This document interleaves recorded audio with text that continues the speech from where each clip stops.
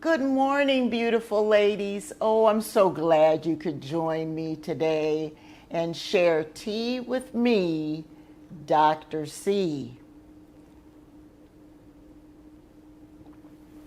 Now listen, you do not want to miss our discussion on the imposter within.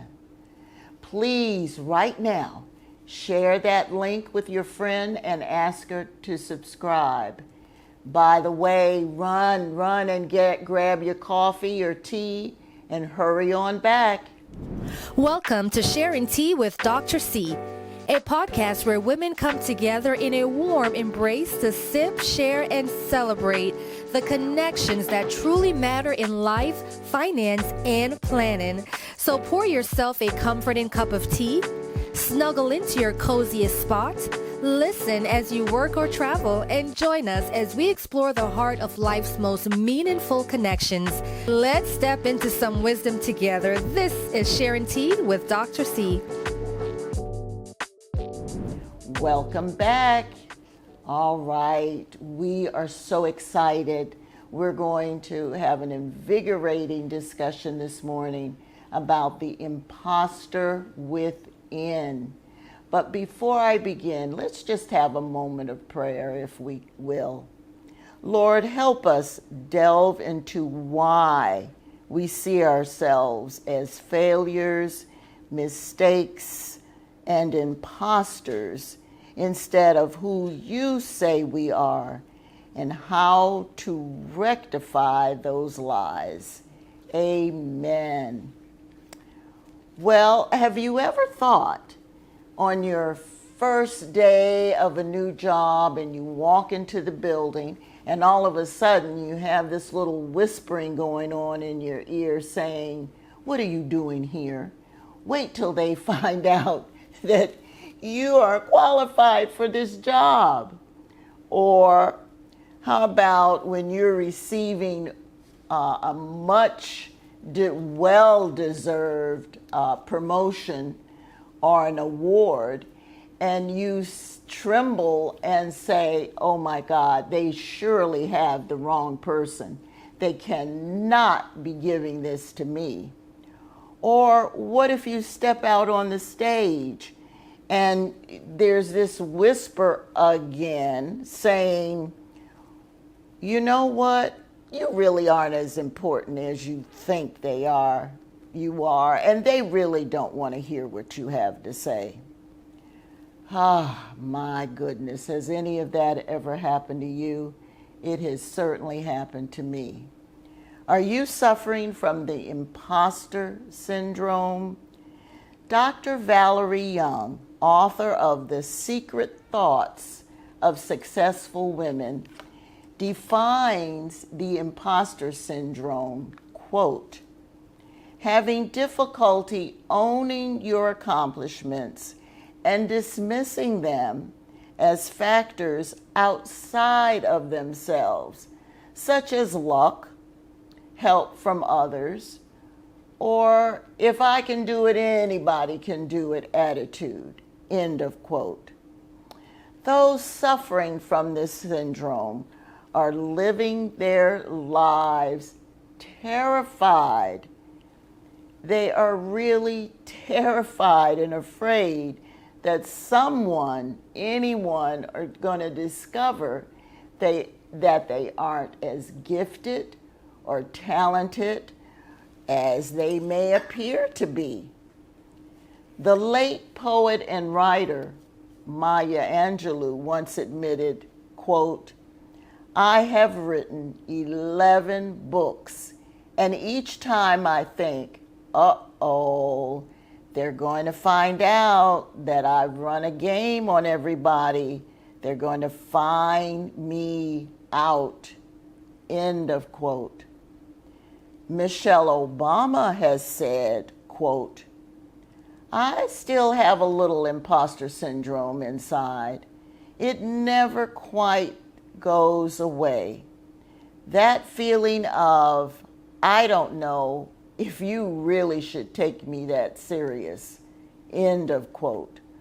Oh my God, if they thought those things, wow. Well, what causes the imposter syndrome? Well, there are lots and lots of theories. Some say children of parents who are perfectionists, kind of pass on to their children that, B's are not acceptable at all. You've got to get straight A's, or winning a contest at second place is never good enough. You've got to win first place. Or maybe your accomplishments were completely ignored as a child, and it just seemed that no matter how hard you tried and you got A's and first places and this and that, you still weren't acknowledged. Well, then you grow up, and then depending on your work environment, traits such as collaboration and connection may not be as valued as winning at all cost. You've had people say, you can't trust anybody on this job but yourself. Put yourself first. You've heard all these things. And so that's what you do. And so you're winning at any and all cost. Why? Because you've got that imposter syndrome talking to you. Now, my experiences as a top administrator at university in the 1970s and 80s, I worked as assistant provost and other administrative roles in a predominantly white male environment. And you know what? Every time I went into a board meeting or whatever, I felt like, do I belong here? I mean, really, am I smart enough to be here? And quite as it's kept, I was probably smarter than a lot of them in the room. Looking back, I can honestly say that. But at the time, it was constantly questioning myself. So I was constantly working and overworking and overachieving. It's interesting because I look back in my elementary, all my report cards, all my reports always said, oh, she's an overachiever. Well, I kept running on that treadmill, trying to make sure that I deserved to be there and not to let these whispers in my ear be true. Well, how do you overcome this imposter syndrome? You know what? I've got a few tried and true factors for you. Try this. Number one, believe in yourself and your abilities. Number two, drop the unrealistic expectations. Drop them. You know what? You're human. You may fail. You may get a, in quotes, B instead of an A. So what?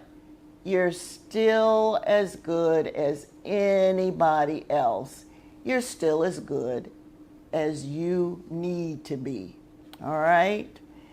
Number three, faith helps me remember that my identity is not based on my performance. My identity is in helping others and winning collaboratively.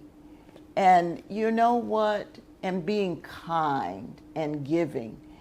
So it's not all about my performance. Number four, I've got to think differently. I can't think like the world. I can't read all these articles on being the best you and being number one at all cost. No, I've got to think the thoughts that God thinks of me. Well, you know what? Before I say goodbye, allow me to leave you with 3 takeaways, okay? Number 1, remember who you are. Remember what you are made of. Psalm 139 and 14. Remember you do have a glorious future. Jeremiah 29:11. Remember when in doubt to check out Matthew 19:28. Number 2, own your accomplishments. Yes, you did it. Own it. And number 3, yes, you deserve to be in that room. You deserve to be at that table. Well, I really hate to go, but please, please leave your comments so we can continue this discussion, won't you? And send that link to a friend and ask them to subscribe, all right?